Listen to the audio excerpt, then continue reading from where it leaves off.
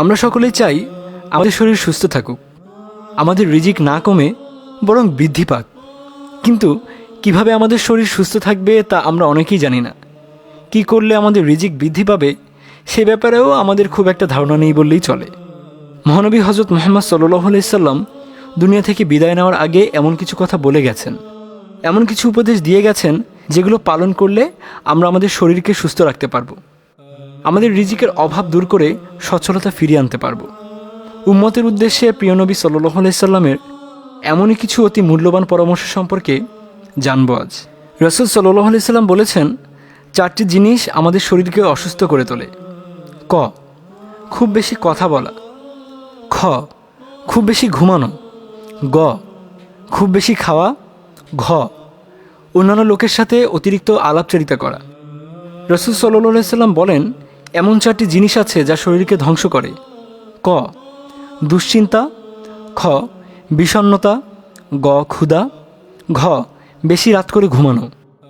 তিনি বলেছেন, 4টি জিনিস চেহারা থেকে উজ্জ্বলতা ও আনন্দ কমিয়ে দেয়। ক, মিথ্যা। খ, অসম্মানিত হওয়া, নির্লজ্জতা, জেনে বুঝে কোনো খারাপ জিনিসের প্রতি আকৃষ্ট হওয়া। গ, পর্যাপ্ত জ্ঞান বা তথ্য ছাড়াই তর্কে জড়ানো। ঘ, অতিরিক্ত অনৈতিকতা, নির্ভয়ে কোনো ভুল বা পাপ কাজ করা। তবে চেহারার উজ্জ্বলতা এবং আনন্দ বাড়ায় এমন 4টি উপায়ও নবী করিম সাল্লাল্লাহু আলাইহি সাল্লাম আমাদের জানিয়ে গেছেন। ক, তাকওয়া। খ, আনুগত্য। গ, উদারতা। ঘ, অন্যকে না চাইতেই সাহায্য করা। রিজিক নিয়ে আমাদের দুশ্চিন্তার শেষ নেই। রাসূল সাল্লাল্লাহু আলাইহি সাল্লাম এমন 4টি জিনিস আমাদের বলে দিয়েছেন যা রিজিক কমিয়ে দেয়। ক, সকালে ঘুমানো অর্থাৎ সূর্যোদয়ের সময় ঘুমানো। খ, নামাজ না পড়া বা নামাজে অনিয়মিত হওয়া। গ, অলসতা। ঘ, প্রতারণা করা।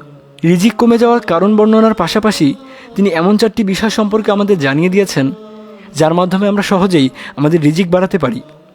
ক, প্রার্থনা করা। খ, অতিরিক্ত ইস্তেগফার করা।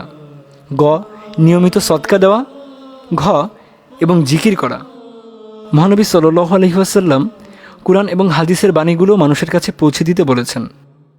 অন্তত একটি আয়াত হলেও যেন একজন অন্যজনকে বলেন, কেননা আপনার নিকট থেকে পৌঁছানো একটি আয়াত কিংবা একটি হাদিসও যদি অন্য কেউ আমল করেন তাহলে তার সওয়াব আপনিও পাবেন। এমনকি এমন কল্যাণকর জ্ঞানের সওয়াব আপনার মৃত্যুর পরও আপনার কবরে পৌঁছাতে থাকবে। মহানবী সাল্লাল্লাহু আলাইহি সাল্লাম বলেছেন, যখন কোনো আদম সন্তানের মৃত্যু হয় তার সব ভালো কাজ বন্ধ হয়ে যায়, কিন্তু 3টি জিনিস তখনও চলমান থাকে, আর তা হলো 1, সাদাকাতুল জারিয়া। 2, যে বিদ্যা দ্বারা উপকার পাওয়া যায়।